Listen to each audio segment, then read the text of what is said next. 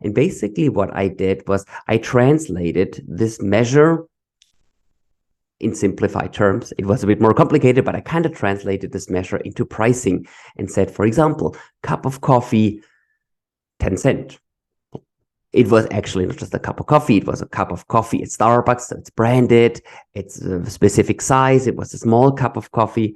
Small cup of coffee at Starbucks, 10 cents. What would I get? A mismatch. It's not a good fit. If I say cup of coffee at Starbucks, 10 euros, it's also not a good fit. But if I say cup of coffee at Starbucks, €2.40, €2.60, something like that, suddenly I get a different signal within 500 milliseconds. And that signal shows me now we have a match. It matches the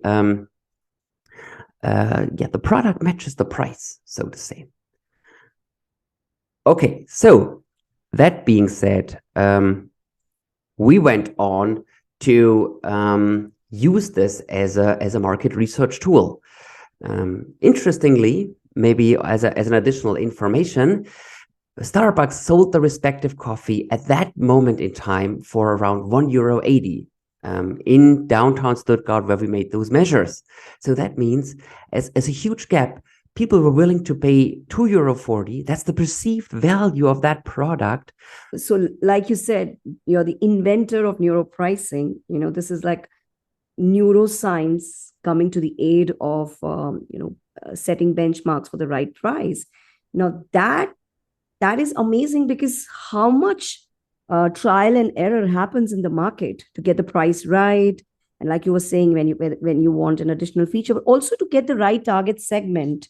If there is a target segment that is having more perceived value versus another segment who is not valuing this because of their life stage, life experience, etc., and how you benchmark it, etc. I mean, this is like really mind-blowing in terms of applicability and the value to marketing. So, Kai, would you like to share some? Have we covered all use cases, or are there any specific ones you'd like to mention again?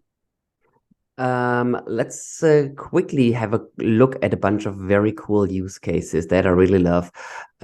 First of all, neuropricing doesn't just measure perceived value, but it also is able to predict how the market will change.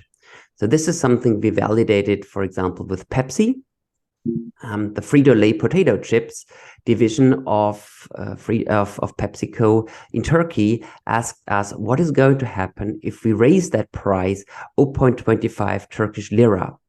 We measured 40 potato chips eaters in Istanbul, in Turkey. We also asked them. We modeled the price based on what they said, and we modeled the demand on what the brain said.